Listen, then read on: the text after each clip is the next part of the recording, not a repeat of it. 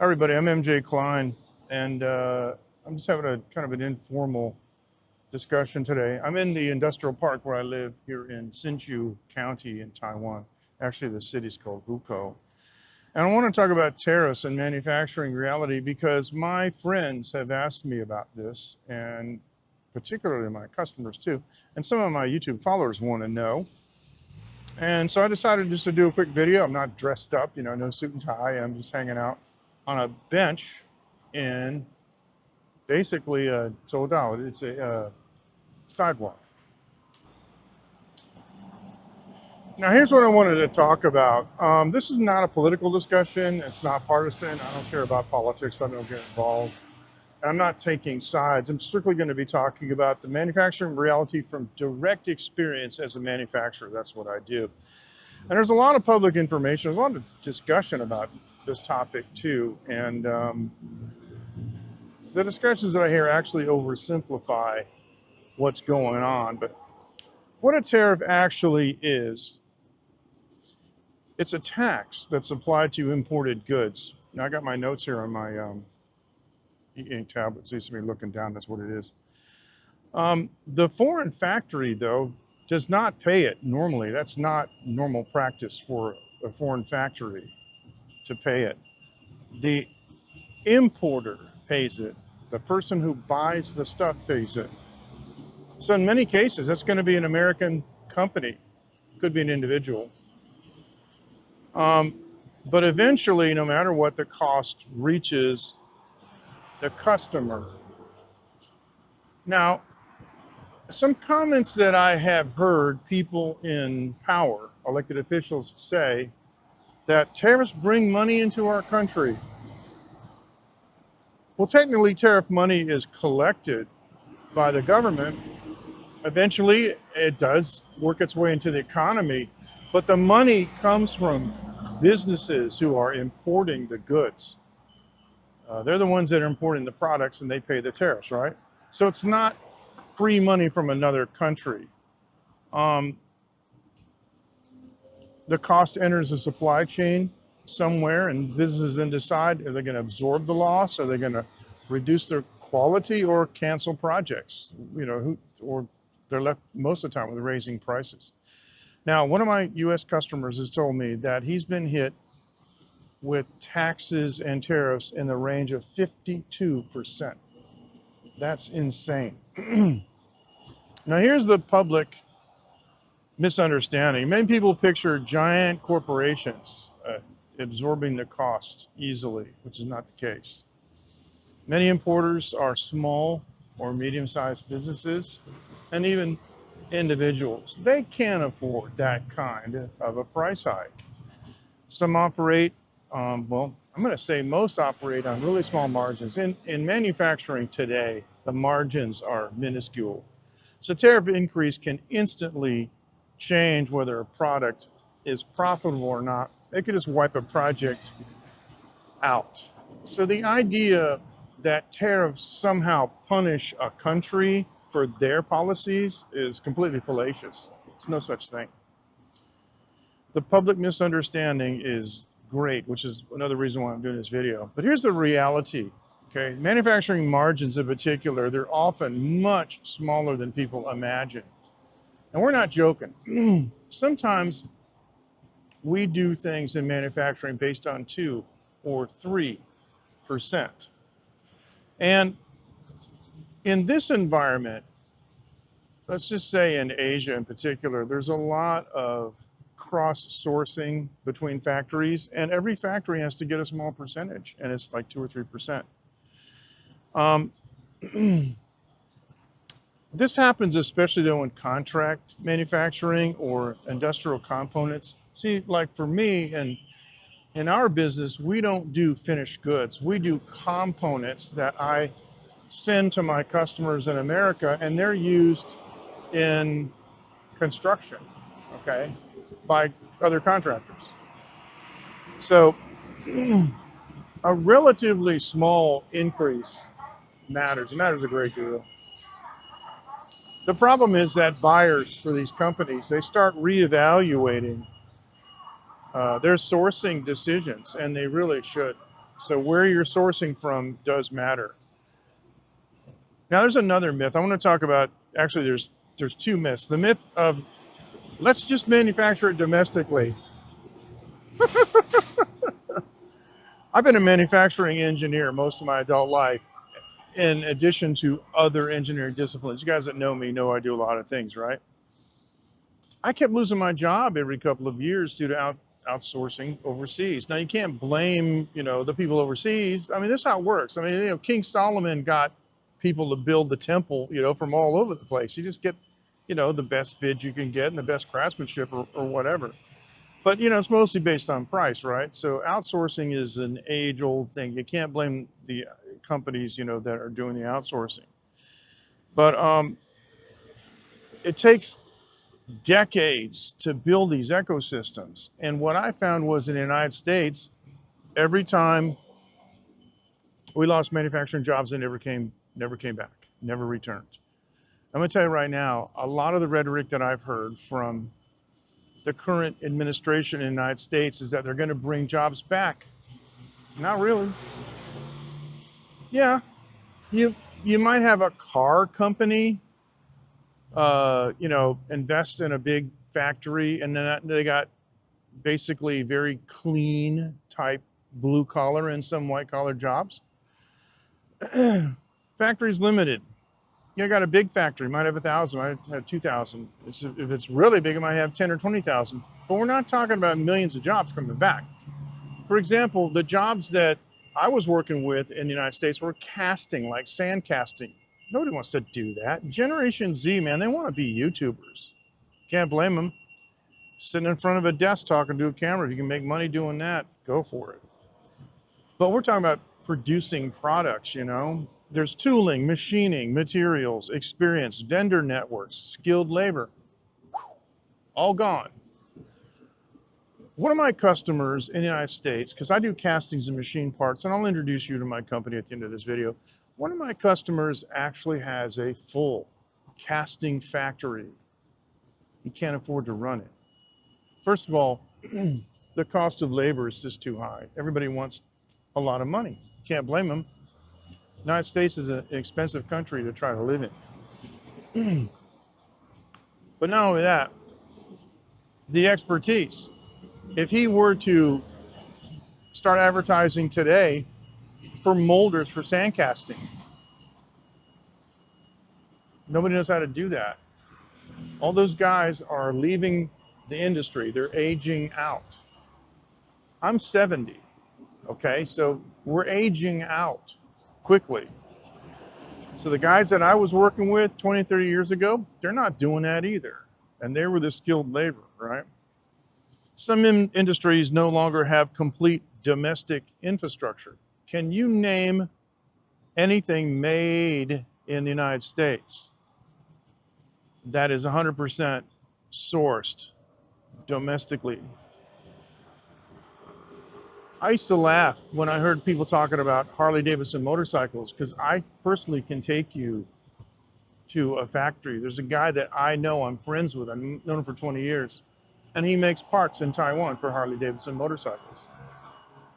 Made in USA can mean a lot of things. Usually it means assembled in the USA. Nothing against Harley. That's what I would do too. But rebuilding everything, it takes enormous time and investment. And if you're not going to get the return, who would do that? Right? Who would want to invest in a factory doing castings nowadays when you could send it to Taiwan or you could send it to China or Thailand? Well, why would you do that? No, you just wouldn't. So there's another myth that I want to talk about too.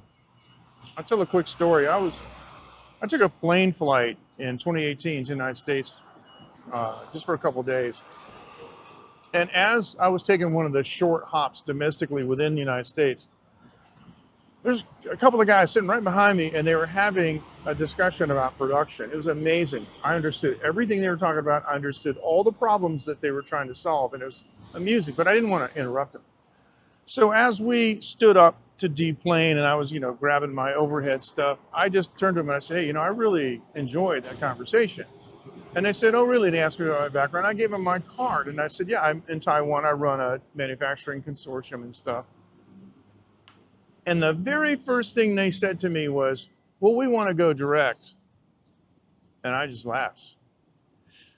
On my website, I have a very short read.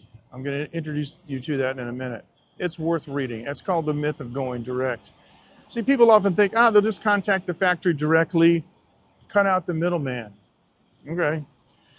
See, the reality is way, way, way more complicated than that, because these factories, they don't manage communication. They don't manage the engineering interpretation or quality oversight. And if you try to work with an overseas factory, especially in Asia, from the standpoint of like Western business expectations, especially when it comes to communication or project coordination, you're going to be sadly disappointed. One thing I have discovered is that nobody here will call you when there's a problem for you. If there's a problem for them, they'll call you immediately. So I can't tell you how many times, for example, I was told a due date. On the due date, I go to pick up my parts, and that's when they tell me, oh, they're going to be 3 weeks late. And I'll ask them, when did you realize the parts were going to be 3 weeks late? And they'll say, oh, 4 weeks ago. And of course, the next question is, when were you going to tell me? Why didn't you tell me? No, they never answer that. They don't know. They just look at you. So I'm not a middleman. I'm your manager here, the one that you can't afford. See, the truth is, if you really had to get somebody like me with language skills, been on the ground over 20 years, knows the in and outs, it'd be a lot of money. It'd be a 6-figure job, and the first figure wouldn't be a 1. I'm going to tell you that right now. But I don't want to live that way, and I don't want to work that way. I like being on this side of the supply chain. So when customers order through me, yeah, I tack a little margin on it, but I'm going to tell you right now, it's nowhere near what it would cost for you to keep a person over here yourself, because it doesn't work trying to manage it from back home. Chinese have a saying, you can't have one foot in 2 boats. I tried it. Before I actually moved to Taiwan permanently, I was managing projects here, plus I was an engineer at a foundry in the United States. And whenever I left to go to Taiwan, they were messing up behind my back in the USA. And every time I came to Taiwan, I would show up at a machine shop. I would call them from the airport just to see what would happen. I am here. I would go to the factory and I would see exactly the amount of work that could have been done in the 45 minutes it took from the time I called them to when I arrived. And it's just ridiculous. Yeah, you need somebody on the ground, but you need somebody on the ground who understands the cultural aspects of doing business in Taiwan and how to interact properly with people, because culture is huge. And there's a cultural aspect that you can't possibly understand armchair quarterbacking it from, 12,000 kilometers away, which I've experienced before. I've had managers in the USA tell me to do things like, I want you to drive there. I want you to be in his office at 10 o'clock in the morning or 7 o'clock in the morning and wait till he gets there, and they show up and they wonder what I'm doing. They think I'm crazy. So what we really do, us intermediaries, I guess, is we translate the expectations between cultures and between industries. And here's the big one, is I solve problems before they become disasters. And I work with a group of factories that I personally vetted over 20 years. We don't outsource from outside my consortium. My consortium is tight. These are people that I call on the phone. And sometimes, before I'm even finished explaining what I need done, they go, oh, I'm on it, I got it. And often I get things done by sending a text message on my phone, and they're on it. That's what we want. We verify the quality, we coordinate engineering revisions and things like tooling changes. And I'm looking for things like, your tool might wear out. And so I'm looking for things like that. And I have to protect my customers. and I protect you especially from expensive misunderstandings. So manufacturing in this environment is heavily relationship oriented, and the connections we call guanxi in Chinese, it literally means connections. And so we talk about, guanxi, it's really interesting. Long-term trust, reliable communication. We can talk in Minnan, which is Taiwanese. All the factory bosses use Taiwanese. We can communicate in Taiwanese. And these are people that I've known personally for over 20 years. So stable partnerships matter, and they view us as their partners. My company is local. So when I go to talk to these companies about getting your stuff done, they're talking to what they understand to be a local person. I'm Taiwanese. It really matters. So my perspective here is I am speaking to you guys from someone who works inside these manufacturing relationships here in Taiwan. I'm not a politician. I'm not an economist. I'm just explaining what businesses actually deal with behind the scenes here in Taiwan and how this actually can benefit you in the long run. So my company is called Asian Castings Consortium. I've never really promoted it so much on YouTube. It runs by itself. I've got a very loyal base of customers. It's fantastic. I've been so blessed. I have the same customers that I have now that I've had 20 years ago. We do bicycle parts and we do construction parts for different types of facilities, but we do contract manufacturing and castings machine parts, but we have tentacles that reach deep into the Taiwan manufacturing infrastructure. So pretty much whatever you're looking for, we can get. And we solely are Taiwan based. We don't work in China. We only work in Taiwan. We specialize in casting, specialize in machined parts, but we've been working with our customers outside of Taiwan for many, many years. And you can find us at one word, asiancastings.com. This is very important. It's castings, plural. Asiancastings with an S.com. The reason that it's important that you understand this is if you leave off the S, you might find yourself at a website that's inappropriate and not safe for work, and that's all I'm going to say.